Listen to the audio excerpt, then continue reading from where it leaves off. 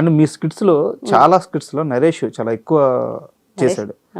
Recent గా వాళ్ళు ఇచ్చారు, నరేష్ వాళ్ళే ఇచ్చారు. రీసెంట్ గా భాస్కర్ గారు ఒక ఇంటర్వ్యూకి వచ్చి, అంటే ఆయన సరదాగానే చెప్పారు, బట్ దాంట్లో కొంత నిజం ఉందని ఆయనే చెప్పారు. నరేష్ చాలా కమర్షియల్, అతను డబ్బు అంటే డబ్బే, రూపాయి అంటే రూపాయి, 100 అంటే 100, చాలా గట్టిగా ఉంటాడు అని చెప్పారు. నరేష్ తో మీకు ఎలాంటి అనుభవాలు ఉన్నాయి? నరేష్ నాతో అక్క అని బాగా మాట్లాడతారండి. అక్క అని కానీ ఒకసారి నలుగురు ఉన్నప్పుడు, ఎవరు లేనప్పుడు అక్క అని బాగున్నారా అంటారు, నలుగురు ఉన్నప్పుడు మేడం అని పిలుస్తారు. అంత వద్దులే నరేష్ కూర్చోంటాను, బాగానే మాట్లాడుకుంటాను. కానీ మా టీంకి వచ్చేసరికి వాళ్ళే ఇచ్చారు కాబట్టి పేమెంట్ వాళ్ళే ఇచ్చుకున్నారు. నాకు పేమెంట్ దగ్గర ఎక్కడ ఆ అబ్బాయి నాకు పేమెంట్ గురించి తెలిస్తే కదా ఇట్లా ఇబ్బంది పెడుతున్నారు చేస్తున్నారని ఛానల్ నుంచి వాళ్ళే ఇచ్చారు. నేనేమంటాను, మా సుబ్బు గారు నేను మా జోనర్ వదలండి సార్, నేను కొన్ని పెట్టానండి అక్కడ, మా జోనర్ వదలండి, మా సీను అన్న, నేను, మా సుబ్బు గారు, మేము ముగ్గురు కలిసి ఇంకొక ఇద్దరిని కలుపుకొని ఒక టీం లాగా చేస్తాము, మాది ఇదే కదా అన్నాడు. మా సీను అన్న అవాయిడ్ చేశారు. ఫస్ట్ ఆఫ్ ఆల్ నరేష్ని ఇచ్చారు. సరే రన్ అవుతున్నాం. ఆ నరేష్ అదే కాంబినేషన్ మా సుబ్బు గారిని కూడా అవాయిడ్ చేసుకుంటూ వచ్చారు. ఆయన చిన్న క్యారెక్టర్లకి అట్లా వాళ్ళు ఎందుకు ఇలా చేస్తున్నారు నాకు అర్థమయ్యేదనమాట. నాకెక్కడో వీళ్ళు కావాలని నన్ను తొక్కేస్తున్నారు మా టీంని రానికుండా అనేది ఎక్కడో నాకు కొంచెం తేడా కనిపించింది. నేను ఆలోచించే విధానంలో ఒకవేళ పొరపాటు ఉందేమో మరి, నాకు అట్లా అనిపించింది. ఓహో, నా టీంని నేను అప్పటిదాకా మేము నడిచిన టీం నాదని కాదు, వాళ్ళ టీంలో నేనున్నాను అనుకున్నాను. మా సుబ్బు గారు, మా సీనన్న వాళ్ళ టీంలో నేనున్నాను అనుకున్నాను. నాతో వచ్చిన వాళ్ళతో నన్ను కానివ్వకుండా మా వాళ్ళందరిని అవాయిడ్ చేసి నన్ను ఒక్కదాన్నే తీసుకొచ్చారు. నేను ఒకదాన్నే కాదు, వాళ్ళు ఇద్దరు లేకపోతే నేను లేను అసలు.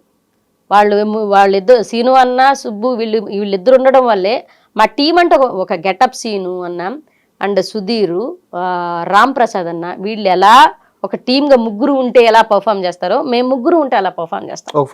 ఒక ఫ్లో ఉంటుంది. నాకు అది తెలుసు, మా ఆయనకి ఆ విషయం తెలుసు, సీను అన్న కూడా తెలుసు. కానీ నా టీంలో నుంచి ఒక్కొక్కరిని అవాయిడ్ చేస్తూ ఉండేసరికి ఎందుకు వీళ్ళు అవాయిడ్ చేస్తున్నారు, కావాలని అవాయిడ్ చేస్తున్నారని నాకు ఎక్కడో బాధ అనిపించింది.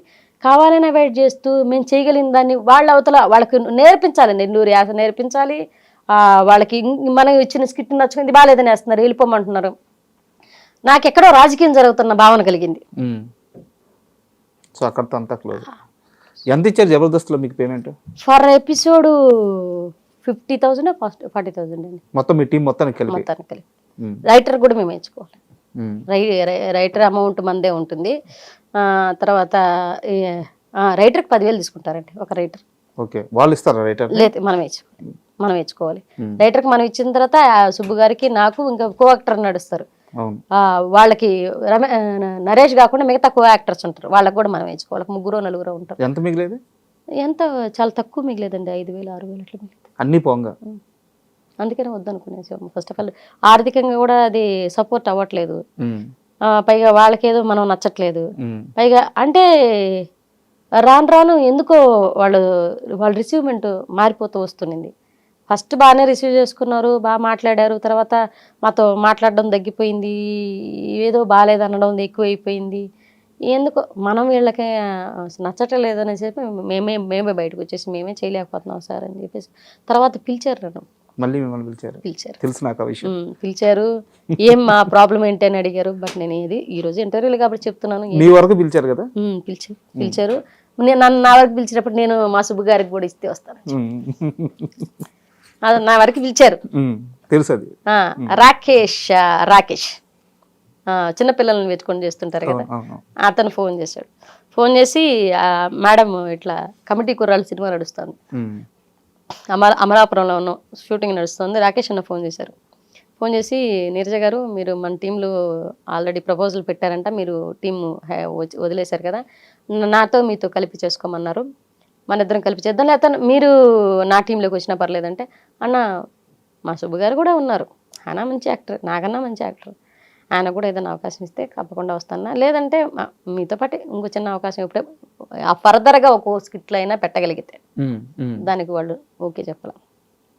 సర్లే నేను మా ఆయనకి ఫోన్ చేయడంటే నాకు ఎక్కడో ఒక మంచి ఆర్టిస్ట్ని మనమే అంటే ఇంట్లో ఉన్న మంచి యాక్టర్, ఆయన చాలా మంచి యాక్టర్, మంచి టైమింగ్ ఉన్న ఆర్టిస్ట్, ఆయనకి సపోర్ట్ చేసేవాళ్ళుగా నుండుంటే నేను ఎక్కడికి తీసుకెళ్ళినా వాళ్ళకి నెక్స్ట్ డే వాళ్ళు సుబ్బుతో చెప్పరండి. నాకు ఎందుకు అర్థమయ్యేది కాదు. అంటే కొన్ని వాళ్ళకి ఈయన నచ్చడం అనేది నాకు అర్థమయ్యే తర్వాత ఈయన ఎందుకు నచ్చడా పాపం అంత మంచి ఆర్టిస్ట్. ఆయన ఎవరితో కూడా సరిగా మాట్లాడు, వాళ్ళతో మింగిలైపోయి ఆ పిచ్చి వ్యవహారాలు కూడా లేవు, ఏం లేవు, తన పని ఏదో తను చేసుకొని వచ్చేస్తాడు. కానీ ఎందుకో వాళ్ళు దూరం పెడుతూ ఉంటే నేను సర్లే ఈ జబర్దస్త్ ప్లాట్ఫామ్ మనకు కుదలేరు నాయన అనుకున్నాను. నేను మళ్ళీ వాళ్ళు అజయ్ జబర్దస్త్ టీము మల్లెమాల వాళ్ళు శ్రీదేవి డ్రామా కంపెనీకి చాలా సార్లు నన్ను గెస్ట్గా పిలిచారు. గెస్ట్గా వెళ్ళి చేసుకొని వస్తున్నాం, వెళ్ళి వచ్చేస్తున్నాం అని గమని. అండ్ సినిమాల విషయానికి వస్తే ఒక స్టార్ హీరోని రేని పిలిచి మళ్ళీ సారీ చెప్పారట. స్టార్ హీరోనే సిద్ధు సార్ అండి.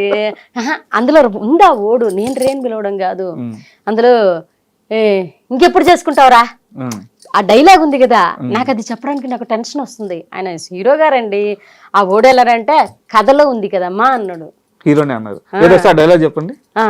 ఒరే ఇంకెప్పుడు చేసుకుంటారా పెళ్ళా అంటాను కదా, అదే అన్నప్పుడు ఆ డైలాగ్ సార్ రావద్దు సార్, రే ఎందుకు రాశారు, ఇంకెప్పుడు చేసుకుంటావు పెళ్ళి అంటాను అంటే అప్పుడు బాగా వస్తుందా, ఫ్యామిలీలో చిన్నమ్మ పిన్నిలు ఇలాగే కదా మాట్లాడతారని సిద్ధు సార్ అంటున్నారు. ముందు సిద్ధు సార్ డీజే టిల్లులో ఆ డైలాగ్ చెప్పేటప్పుడు సార్ ముందు చెప్పిస్తారండి, ఒకసారి అనుకుందామని అంటారు ఆయన. ఆ సీన్ ఒకసారి ఆయన రిహార్సల్ చేసినప్పుడు అది చెప్పేటప్పుడు నేను డైరెక్టర్ సార్ చూసి మల్లికార్జున సార్ ఆ సార్ సార్ రేయన్ రాశారు సార్, నాకు భయం వేస్తుంది అంటే పర్లే అంటున్నారు. సిద్ధు సార్ ఇంకెప్పుడు చేసుకుంటారా పెళ్ళారా అని ఇట్లా చేయబెట్టి అనేసి సారీ సార్ అన్నట్టు పర్లేదమ్మా అది కథలో ఉంది కదా అంటున్నారు. నాకు సినిమాల అవకాశాలు వస్తున్నాయి, వీళ్ళతో ఎలా నడుచుకోవాలో తెలియదు, ఎట్లా నడుచుకుంటే ఏ గొడవలు వస్తాయి అని ఒక టెన్షను. పెద్ద వాళ్ళతో వచ్చింది, ఎత్తుకోవడం పెద్ద హీరోతో వచ్చింది. ఆయన మంచి హీరో, అప్పటికి ఆయన రేటింగ్ రేంజ్ లో వెళ్తుంది సినిమా వెళ్ళేటప్పుడు. డిజెట్ వెళ్ళిన తర్వాత ఆయన మంచి చాలా పెద్ద హీరో అయ్యారు. అప్పటికి చెప్పారన్నమాట ఆయన బర్త్డే స్ట్రగుల్ ఇదంతా వినున్నా నేను. ముందు రోజు ఆయన ఇంటర్వ్యూలు కొన్ని చూశాను, అదంతా చూసి చాలా గొప్ప మంచి యాక్టర్తో చేయబోతున్నాం మనం అని ఆ గుడ్ ఫీల్తో వెళ్ళాను. ఆ గుడ్ ఫీల్ ఇది ఒకటి రాసి పెట్టారు. ఈ అమ్మాయి వీళ్ళు ఇప్పుడే రాశారా ఈ రేనే అనుకునే చిన్నమ్మ నేను. ఏంటి చిన్నమ్మ పతంగం రాజా ఏం చేస్తున్నాడు అని అంటే బానే ఉన్నాడు, అరే నీకు సంబంధం అది 2 సార్లు 3 సార్లు వస్తాయి ఆ రేలు, ఇన్ని రేలు ఎందుకు సార్ ఏడా అని నేనంటే ఆయన పర్లేదు. ఆ సిద్ధు సార్ రాసిన స్క్రిప్ట్లు అంతా. అంటే సెట్స్ లో ఒక మర్చిపోలేని ఒక ఇన్సిడెంట్ అంటే ఏం చెప్తారు సిద్ధు సార్తోనా? ఆ రిహార్సల్ టైంలోనేనండి. రిహార్సల్ జరిగేటప్పుడే అంటే నేను రేన్ సారీ సార్ అని అంటే పర్లేదమ్మా అంటే ఆయన తీసుకునే విధానం నాకు మర్చిపోలేని విధానం ఏంటంటే ఆయన సరౌండింగ్స్ ని చాలా హెల్తీగా మారుస్తున్నారు. ఇప్పుడు ఒక ప్రతి దాని మీద అంటే ఎవడ ఫేస్ లో స్మైల్ లేదనుకో వెంటనే స్మైల్ వచ్చేటట్టు చేసేస్తాడు ఆయన. ఆయన ఒక స్మైల్ బాంబ్ లా చేసేస్తాడు అనమాట. ఏంట్రా సంగతే అని ఈయన డైలాగ్ వేయంగానే అవతల నవ్వేస్తాడు. ఏం లేదు సార్ అంటే ఆయన హెల్దీగా చేసుకుంటాడు షూట్. ఆయన ఉన్న అట్మాస్ఫియర్ ని చాలా హెల్దీగా మార్చి కాసేపు నవ్వించేసి వీళ్ళ మీద కౌంటర్లు వేసేసి నవ్వించేసి ఆ తర్వాత అది కూడా హెల్దీగా ఉంటాయి ఆ కౌంటర్లు. మనసును వచ్చే విధంగా ఎక్కడా మాట్లాడరు. అంటే భగవంతుడి దేవాన్ని నేను ట్రావెల్ చేసిన ప్రజెంట్ ఈ సినిమాలన్నీ కూడా చాలా మంచి అనుభవాలు వస్తున్నాయి నాకు. అంటే ఇలా ఉండాలి, ఇలా ఉండాలి. విశ్వక్సేన గారు కాదు, ఆయన కూడా బాగా చాలా బాగా మాట్లాడతారు. ఆయన కూడా చాలా బాగా రిసీవ్ చేసుకుంటారు, బాగా అందరితో మాట్లాడతారు. ఇప్పుడు వస్తున్న ప్రజెంట్ జనరేషన్ హీరోలంతా అంటే కో యాక్టర్స్ పక్కన క్యారెక్టర్ ఆర్టిస్టులు అందరినీ కలుపుకొని మాట్లాడుతున్నారండి. ఒకప్పుడు నేను లేను కాబట్టి నాకు తెలియదు, ఒకప్పుడు మిగతా కో యాక్టర్స్ ఎలా ఉండేవాళ్ళు, వాళ్ళతో బిడియం ఉండేది, మాట్లాడడానికి ఇబ్బంది పడేవాళ్ళు ఏమో. కానీ ప్రజెంట్ ఉన్న జనరేషన్ హీరోలంతా క్యారెక్టర్ ఆర్టిస్టులతో చాలా బాగా మాట్లాడతారు, ఎంకరేజ్ చేస్తారు. మనం ఏదైనా తప్పు చెప్పినా తప్పు చేసినా అలా కదమ్మా ఇంకొకసారి తీసుకుందామా ఇలా మాట్లాడతారు తప్పితే ఎక్కడ ఈమె వల్ల ఇబ్బంది జరుగుతుందనో లేకపోతే ఏమైనా సీన్ పాడైపోతుంది ఇలాంటి ఇంటెన్షన్తో ఎవరు లేరు. సూపర్, అది నాకు అది మంచిగా అనిపించింది. నాకు నెక్స్ట్ క్వశ్చన్, ఇది ఆల్రెడీ మిమ్మల్ని ఒక ఇంటర్వ్యూలో అడిగారు, మీరు సమాధానం చెప్పారు. నేను ఎక్స్టెండెడ్ గా మళ్ళీ అడుగుతున్నాను. కమిటీ కుర్రాళ్ళ సినిమా చాలా పెద్ద హిట్, అంటే ఇండస్ట్రీ మొత్తం ఒక్కసారిగా అటు తిరిగి చూసింది, ఎవరి 11 మంది ఎవరి ఆర్టిస్టులు అని చెప్పేసి. మంచి కథ. మీది వచ్చేసి చాలా మంచి రోల్, ఎమోషనల్ రోల్. ఆ సినిమా సక్సెస్ తర్వాత చిరంజీవి గారు అందరిని పిలిచారు. అందరూ వెళ్ళి చిరంజీవి గారిని కలిసి ఆయనతో ఫోటో దిగి ఒక మంచి మెమరీ. యాక్చువల్గా ఆ రోజు మీరు కూడా వెళ్ళాలి. నాకెవరు నన్ను పిలవలేదండి, నన్ను ఎవరు పిలవలేదు. యాక్చువల్లీ మా ప్రసాద్ బెహ్రా ఏమన్నాడు, చిరంజీవి సార్ దగ్గరికి పోతున్నారని నాకెవరో చెప్పలేదు. ఇట్లా నన్ను పిలిచుంటే నేను చిరంజీవి సార్ దగ్గరికి ఎవరు పోకుండా ఉంటారండి. మా ముందు వెలిగిన ఒక పెద్ద హీరో అతను, తన ఇండస్ట్రీని ఓ రేంజ్లో నిలబెట్టిన వ్యక్తి. ఆయన అంటే నాకు చాలా అభిమానం, మా గురువు గారు. ఆయన దగ్గరికి పోకుండా ఎవరు ఉంటారు. బట్ నాకు ఇదేమంటే ఈవెంట్ ఉంటుంది కదా, సాంగ్ లాంచ్ ఈవెంట్లు, ఆ ఈవెంట్లకు పిలిస్తే నాకు భయం అని చెప్పాను మా ప్రసాద్ బెహ్రాతో. అరే ఈవెంట్లకు రావాలంటే నాకు ఏదో సిగ్గుగా ఉంటాను రా, నేను అక్కడ రావచ్చు కదనే, ఎన్నిసార్లు ఎప్పుడు ఇంట్లో ఎందుకుంటావు, ఇట్లా ఈవెంట్లో కనపడాలి కంటే బాబోయ్ పెద్ద పెద్దోళ్ళు వస్తారు, ఆ ఈవెంట్లో నాకు ఏదో టెన్షన్ ఉంటుందిరా, ఏం మాట్లాడాలి అర్థం కాదు, నువ్వేం మాట్లాడబోదు వచ్చి కూర్చోడాలని. బట్ నేను పోలేదు. ఒకసారి మాత్రం ఈ సినిమా అయిపోయిన తర్వాత నాగబాబు గారు ఈ అవార్డ్స్ లాగా ఇచ్చారన్నమాట. సినిమా కమిటీ కుర్రాళ్ళ సినిమా అయిపోయిన తర్వాత అక్కడికి వెళ్ళాను, కానీ వీళ్ళందరూ హీరోలందరూ పోయి లాంచ్ ఈవెంట్స్ జరిగేటప్పుడు నేను పోలేదు. మన అవార్డ్స్ మన ప్రసాద్ ల్యాబ్ లో అప్పుడు వెళ్ళాను. మళ్ళీ అప్పుడు వెళ్ళారు. కలవాలని ఉందా చిరంజీవి గారిని? అయ్యి ఎందుకుండదండి, ఈ క్షణమైనా ఉంటుంది. ఒక్కసారి మన నెల్లూరు యాసలో చిరంజీవి గారిని కలవాలని ఉందని ఒక్కసారి చెప్తారా? అయ్యా తప్పకుండా సార్, మిమ్మల్ని ఓపాలి, ఒక్కసారి వచ్చి ఒక్క ఫోటో తీసుకుంటారు సార్. ఉంటుందండి. అంటే మీకు ఒక విషయం చెప్పాలి. చిరంజీవి సార్ది డాడీ అనే ఒక సినిమా వచ్చింది. అప్పటికి నేను చాలా చిన్నపిల్లని. మా నాన్నమ్మ గారిని తీసుకొని, మా నాన్నగారు చనిపోయి ఉన్నారు, డాడీ అనే ఒక సినిమా వచ్చింది. మేము తాళ్లపూడి నుంచి ముత్తుకూరులో సినిమా థియేటర్స్ ఆడేవి, వాణి హాలు ఇలా థియేటర్స్ ఉండేవి. ఆ థియేటర్కి ఈ సినిమా చూడడానికి తాళ్లపూడి నుంచి ముత్తుకూరు వరకు నడిచెళ్ళామండి మేము. నడిచెళ్ళి అంటే ఇంటి దగ్గర ఈ డబ్బులు ఖర్చు పెట్టేస్తే థియేటర్కి ఉండవని చెప్పి మా నాన్నమ్మ గారు తీసుకెళ్లారు. మా నాన్నమ్మ తీసుకెళ్తే బిలో మధ్య తరగతి, అప్పటికి చిరంజీవి సార్ అంటే రేంజ్ అభిమానం మామూలుగా కాదు. ఇప్పుడు ఇంకా నడుచుకొని వెళ్ళి మా నాన్నమ్మతో చిన్న పిల్లలం స్కూల్కి ఎగ్గొట్టి నడుచుకొని వెళ్ళి థియేటర్కి వెళ్ళి వాణి థియేటర్లో ఫస్ట్ సెకండ్ థర్డ్ బెంచ్లు ఉంటాయన్నమాట. నేను వెళ్ళి కింద నేల టికెట్లు తీసుకొని కింద కూర్చొని చూసామని డాడీ సినిమా. మీకు ఇంత అభిమానం ఉంది కాబట్టి సార్ గారిని ఈ వీడియో చూస్తే ఖచ్చితంగా పిలుస్తారు. తప్పకుండా నేల టికెట్లు కూర్చొని, మా నాన్న చచ్చిపోయిన సిచ్యువేషన్ కదా, ఆ డాడీ సినిమా చూసిన తర్వాత నేను ఏడుపు, మా నాన్న గుర్తుకొచ్చి ఏడ్చి మా నాన్న ఒళ్ళు పడుకొని మళ్ళీ ఇక సినిమా అయిపోయిన తర్వాత అంటే చిరంజీవి నాకు ఉన్న ఆశ ఏంటంటే సౌందర్య గారిని కలవాలనుకున్నా. నేను రాక్తరికి భగవంతుడి దగ్గర అది అవ్వలేదు. నేను రాక్తరికి మేడం కాలం చేశారు. నాకు అదొక అసంతృప్తి అలా ఉండిపోయింది. ఇండస్ట్రీకి వచ్చాను, సౌందర్య గారితో ఒక ఫోటో ఫస్ట్లో అనుకునేదాన్ని, ఇండస్ట్రీకి రాకముందు అసలు సౌందర్య గారిని చూస్తానా, సౌందర్య గారు అంటే చాలా ఇష్టం, సౌందర్య గారిని చూస్తానా, సౌందర్య గారిని కలుస్తానా, నేను ఈవెంట్లు చేసుకునే అప్పుడు అనుకున్నాను. ఇండస్ట్రీ దాకా వచ్చిన తర్వాత అప్పటికే ఆవిడ చనిపోయారు. అరే నేను ఆ తర్వాత ఒక హీరోయిన్ కూడా ఇష్టపడలేదు అనమాట. అంటే నాకు ఒక రకమైన భయం వేసింది. మనం ఒకవేళ అభిమానించే వాళ్ళు చచ్చిపోతే అది ఇంత బాధ ఉంటుందా అనేసి తర్వాత నేను ఎవరిని అభిమానించలేదండి. హీరోల్ని ఎవరిని అభిమానించినా కానీ వాళ్ళని కలుద్దాం, చిరంజీవి సార్ని కలుద్దాము, ఒక ఫోటో నాకు రామ్ చరణ్ గారన్నా, అల్లు అర్జున్ గారన్నా, నా ఫేవరెట్ హీరో ప్రజెంట్ ఉన్న జనరేషన్ అయితే రామ్ చరణ్ గారు, మహేష్ గారు అంటే పిచ్చి, మహేష్ గారు, రామ్ చరణ్ గారు, అల్లు అర్జున్ గారు బాగా ఇష్టం అన్నమాట. ఇంక చిరంజీవి గారు అంటే మా గురువు గారు అంటారు. నేను సార్ అంటే చాలా. అంటే ఇప్పుడు చేతిలో ఏ ప్రాజెక్ట్స్ ఉన్నాయి? ప్రజెంట్ వచ్చేసి నవీన్ పోలిసిటీ గారితో ఒక సినిమా చేశానండి. రీసెంట్ గా చేశాను. మిత్రమండలి అయిపోయిన తర్వాత కమిటీ కుర్రాళ్ళు, మిత్రమండలి, లైలా, కా మూవీ, వరుసగా ఒక 2024లోనే ఒకే సంవత్సరంలో 6 సినిమాలు చేశానండి. 6 సినిమాలు చేశాను. 1-2 రోజులు అయితే 6 సినిమాలు చేశాను. ఇయర్లో అయితే చాలా తక్కువ 2025లో. కానీ ఇయర్ ఎండింగ్కి వస్తున్న తర్వాత ఇప్పుడు సినిమాలు వస్తున్నాయి. నిన్న కూడా ఒక సినిమా ఆఫర్ వచ్చింది. రీసెంట్ గా ఐశ్వర్య రాజేష్ గారు వస్తున్నారు కదా, ఆవిడ సినిమా ఒకటి స్టార్ట్ అవుతుంది. నిన్న వచ్చిన కాల్ అది. దాంట్లో 12 రోజులు అడుగున్నారండి. నెక్స్ట్ మంత్ డేట్లు కూడా చెప్పున్నారు. అదొకటి ఉంది. ఆ తర్వాత ఒడిశాలో ఒక మూవీ, ఒడిశాలో షూటింగ్ అంట. అది 5 రోజులు అది చెప్పున్నారు. దానికి దీనికి క్లాష్ అయితే అదన్నా ఒప్పుకుంటా ఇదన్నా ఒప్పుకుంటా. ఇంకా డేట్లు next month shooting. And serials ఉన్నాయి చేతిలో? సీరియల్స్ ప్రెజెంట్ అయితే ఏం చేయట్లేదండి. సీరియల్స్ ఎందుకు చేయట్లేదంటే ఒకసారి నేను పొరపాటుగా 2 సీరియల్స్ ఒకేసారి ఒప్పేసుకున్నాను. ఆ 2 సీరియల్ డేట్లు ఉన్నప్పుడే సినిమా చెప్పేవాళ్ళు అనమాట. ఒక సీరియల్ నడుస్తోంది ఏముండో శ్రీమతి గారు అనేసి జెమినీలో ఒక సీరియల్ నడిచేది. అది ప్రభాకర్ అన్నాడు ప్రొడక్షన్. ప్రభాకర్ అన్న చాలా అమ్మ చెల్లి అని చెప్పి చాలా అభిమానిస్తారండి. పిలిచి మరీ నాకు స్టార్ మాలో ఒక సీరియల్ నడిచేదండి. ఏం సీరియల్ అబ్బా అది నాకు పేరు గుర్తురావట్లేదు. ఆయన వైఫ్ క్యారెక్టర్ చేశాను నేను. మా సుబ్బు గారికి ఫోన్ చేసి మా సుబ్బు గారికి ఫోన్ చేసి సుబ్రహ్మణ్యం అన్న నాకు నీరజమ్మ కావాలి, ఒక సీరియల్ మేము ఇద్దరం భార్య భర్తలుగా చేయబోతున్నాం. ఫస్ట్ హాఫ్లో మాత్రం ఒక వైఫ్ ఉంటుంది, నేను తమ్ముడి క్యారెక్టర్ చేయబోతున్నాను, డ్యూయల్ రోల్ అన్న, నాకు తను కావాలి అని అంటే అన్నది ఖచ్చితంగా.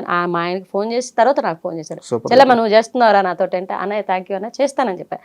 ఎప్పుడు జీ తెలుగు కామెడీ క్లబ్ తర్వాత ఆ సీరియల్తోనే మాట్లాడడం గుర్తుపెట్టుకొని నా ఫోన్ నెంబర్ కనుక్కొని సీను అన్నకి చేసి మళ్ళీ నాకు చేయకుండా సుబ్బు గారికి చేసి తర్వాత నాకు చేశారు. చెల్లెమ్మ మన ఇద్దరం చేస్తున్నారా అంటే అన్నయ్య థ్యాంక్ యూ సో మచ్ గుర్తుపెట్టుకుని అంటే జీ తెలుగు తర్వాత ఈ రోజేనమ్మా మళ్ళీ నాకు గుర్తుకొచ్చారు, నా మైండ్లోకి వచ్చారు. ఆ రెబల్ క్యారెక్టర్ ఒకటి ఉంది, నన్ను దబాయిస్తూ మమ్మల్ని కమాండ్ చేసే క్యారెక్టర్ ఒకటి నువ్వు చేయాలని అన్నారు.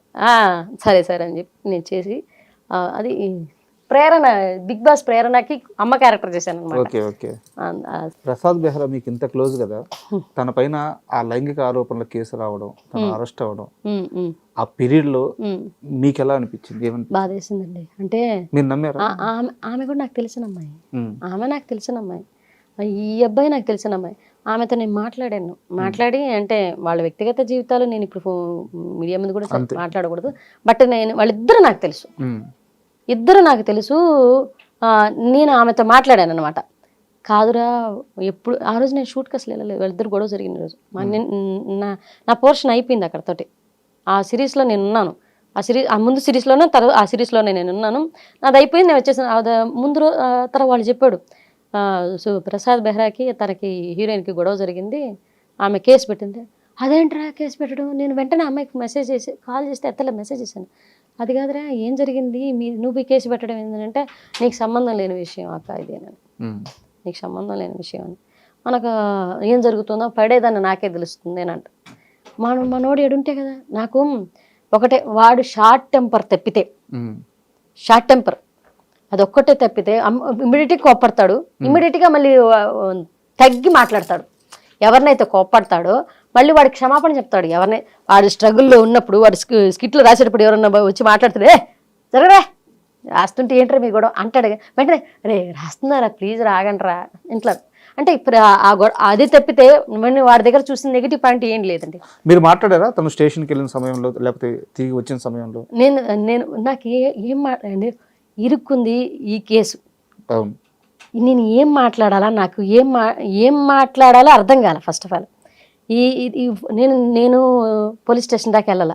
అప్పటికి 2 channels TV channels Sakshi and TV9 దగ్గర నుంచి నాకు 2 టీవీ ఛానల్స్ దగ్గర నుంచి కాల్ వచ్చింది.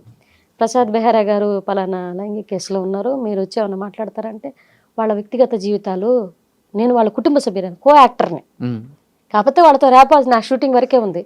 అంతవరకు వచ్చి నేను అక్కడ ఛానల్లో కూర్చొని మాట్లాడడం అనేది ధర్మమే కాదు, వాళ్ళ కుటుంబ సభ్యురాలనే కాదు, అట్లనే వాళ్ళతో 24 hours ర్యాపాలో ఉన్నానా అంటే లేను, బెస్ట్ ఫ్రెండ్స్ నేను కదా, నేను ఒక యాక్టర్ని, నేను వచ్చి వాళ్ళ జీవితాల గురించి ఏం మాట్లాడడం ధర్మం ఉండేది, అందులో నాకు 2 ఆడపిల్లలు ఉన్నారు, ఇలాంటి వాటి విషయాల్లో నేనేం మాట్లాడతాను అని నేను మాట్లాడలా, పోలీస్ స్టేషన్ దాకా పోలే.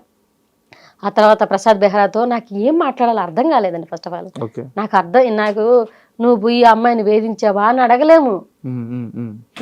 నా తమ్ముడండి వాడు, నా తమ్ముడు, నేను ఏం పాయింట్ రేస్ చేసి మాట్లాడాలో నాకు ఒక రకమైన మొహమాటం అయిపోయింది మొహంలో చూసి. ఆ తర్వాత సిరీస్ స్టార్ట్ చేశాము. వచ్చిన వెంటనే సిరీస్ స్టార్ట్ చేశాడు మనశాంతిగా. నేను వెళ్ళినప్పుడు చాలా కూల్గా నార్మల్గా ఉంది తన ప్రవర్తన. నేను కూర్చొని నాకేం మాట్లాడాలో తెలియలేదురా అంటే వదిలేవే పర్లేదు. గారు ఫైనల్ క్వశ్చన్, మన నెల్లూరు అంటే ఫుడ్కి చాలా ఫేమస్. అవును. మన నెల్లూరు ఫుడ్ మీకు బాగా నచ్చే ఫుడ్ ఏంటి? నెల్లూరు ఫుడ్ అండి నాకు అన్నీ నచ్చుతాయండి. పచ్చళ్ళు చాలా బాగా ఇష్టం. గోంగూర పచ్చళ్ళు, టమాటా. నెల్లూరులో దొరికినటువంటి కూరలు, నెల్లూరులో దొరికినటువంటి ఫుడ్ బయట ఎక్కడ దొరకదండి. నాకు నెల్లూరు కారం దోశలు చాలా ఇష్టం. నెల్లూరు కారం దోశలు, నెల్లూరు గోంగూర పచ్చళ్ళు, టమాటా పచ్చళ్ళు ఇవి బాగుంటాయి. నెల్లూరు ఊరగాయలు బాగా పెడతారండి, అవి చాలా ఇష్టం. నేను వదిలేశారు ఏంటది నెల్లూరు చేపల పులుసు అంటున్నారా? నేను తినను కదండి.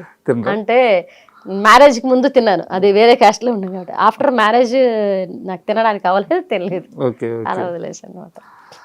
అండ్ థ్యాంక్ యూ అండి, ఎందుకంటే చాలా బిజీగా ఉన్నారు మీరు ఇప్పుడు. అవును, ఇప్పుడు కూడా డబ్బింగ్కి వెళ్ళాలి. అలాంటి బిజీ సమయంలో కూడా నా కోసం, మా ఐడ్రీమ్ కోసం సమయం కేటాయించి ఇంటర్వ్యూకి వచ్చినందుకు నిజంగా చాలా చాలా థ్యాంక్ యూ. థ్యాంక్ యూ అండి, thank you so much. And don't forget to subscribe to iDream. And for more videos, please subscribe to iDream. Please subscribe to iDream. Please subscribe iDream. And please subscribe to iDream.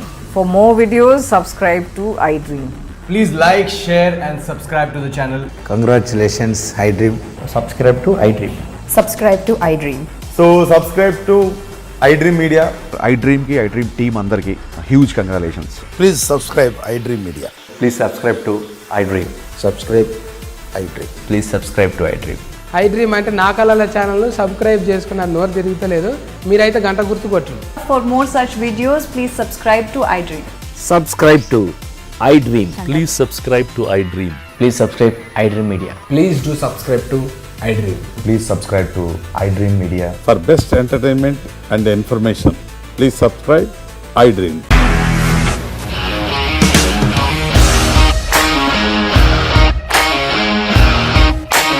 ఇండస్ట్రీలో commitment issues వస్తే నీకు కూడా వచ్చినట్టు? Morning తీసుకెళ్ళాడంటే కొట్టి పడేస్తాడు.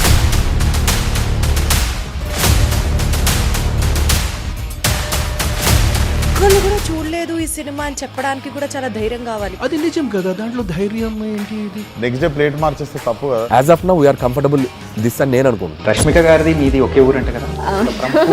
నీకు కోపం వచ్చిందంటే బాగా తిట్టేత్తరా? తిట్టేద్దామండి. నిజంగా గేమ్ ని ఎలా చేంజ్ చేయగలిగారు? ఏపీఎస్ఎఫ్సి వాళ్ళకి 6 నెలల్లో నేను 6 లక్షలు కట్టా. బిజినెస్ చేయాలనుకుంటే it is as difficult as riding a tiger.